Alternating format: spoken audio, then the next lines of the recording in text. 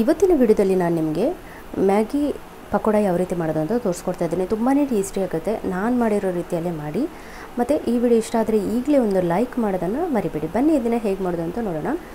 ಇಲ್ಲಿ ನೋಡಿ, ನೀವು ಮ್ಯಾಗಿ ನೋಡ್ತಾ ಇರ್ಬೋದು. 10-15 ರೂಪಾಯಿದೆಲ್ಲ ಮ್ಯಾಗಿ ಸಿಗುತ್ತಲ್ಲ, ಅದನ್ನು ತೆಗೆದುಕೊಂಡಿದ್ದೀನಿ. ನಂತರ ಕುದಿಯೋ ನೀರಿಗೆ ಹಾಕಿ ಒಂದು 5 ರಿಂದ 5 ನಿಮಿಷ ಈ ರೀತಿ ನೋಡಿ, ಈ ಥರ ಕುದ್ರೆ ಸಾಕು. ಅಂದರೆ ಒಂದು 2-3 ಕುದಿಗೆ ಇದು ಬೇಯುತ್ತೆ. ಈಗ ನಾವು ಇದನ್ನು ಸೋಸ್ಕೊಳ್ಳೋಣ.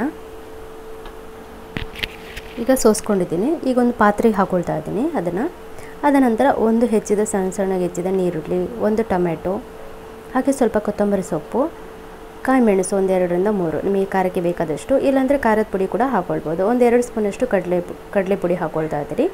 ರುಚಿಗೆ ತಕ್ಕಷ್ಟು ಉಪ್ಪು, ಒಂದು 1/4 ಸ್ಪೂನಷ್ಟು ಶುಂಠಿ ಬೆಳ್ಳುಳ್ಳಿ ಪೇಸ್ಟು, ಒಂದು 1/4 ಸ್ಪೂನಷ್ಟು ಮ್ಯಾಗಿ ಮಸಾಲನ ಹಾಕ್ಕೊಂಡಿದ್ದೀನಿ. ಬೇಕಿದ್ದರೆ ಹಾಕಿ, ಇಲ್ಲಾಂದ್ರೆ ಗರಂ ಮಸಾಲ ಕೂಡ ಹಾಕ್ಕೊಳ್ಬೋದು.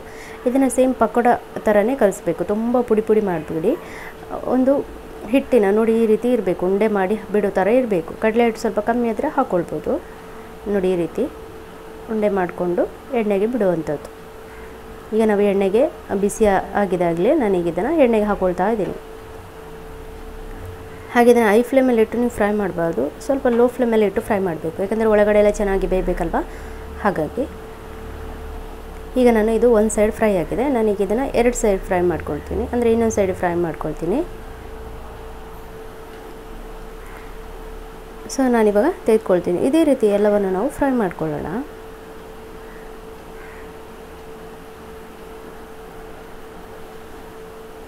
ನೋಡಿ, ನಾನು ಎಲ್ಲವನ್ನು ಫ್ರೈ ಮಾಡ್ಕೊಂಡಿದ್ದೀನಿ. ಎಷ್ಟು ಚೆಂದ ಕಾಣಿಸ್ತಾ ಉಂಟಲ್ಲ. ಆದರೆ ನೀವು ಇದನ್ನು ಟೊಮೆಟೊ ಸಾಸ್ ಜೊತೆ ಅಥವಾ ಮೈನಸ್ ಜೊತೆ ತಿನ್ನೋದ್ರಿಂದ ಟೇಸ್ಟ್ ಇನ್ನೂ ತುಂಬ ಸಖತ್ತಾಗಿರುತ್ತೆ. ಸೊ ಇವತ್ತಿನ ಈ ವಿಡಿಯೋ ನಿಮಗೆ ಇಷ್ಟ ಆಗಿದೆ ಅಂತ ಭಾವಿಸ್ತೀನಿ. ಇಷ್ಟ ಅಂದರೆ ಒಂದು ಲೈಕ್, ಶೇರ್, ಸಬ್ಸ್ಕ್ರೈಬ್ ಮಾಡೋದನ್ನು ಮರಿಬೇಡಿ. ಹಾಗೆ ಇವತ್ತಿನ ವಿಡಿಯೋ ಹೇಗೆ ಅನ್ನಿಸ್ತು ಅಂತ ಕಮೆಂಟ್ ಮುಖಾಂತರ ಪ್ಲೀಸ್ ಹೇಳಿ. ಸಿಗೋಣ ಮತ್ತೊಂದು ವಿಡಿಯೋ ಜೊತೆ.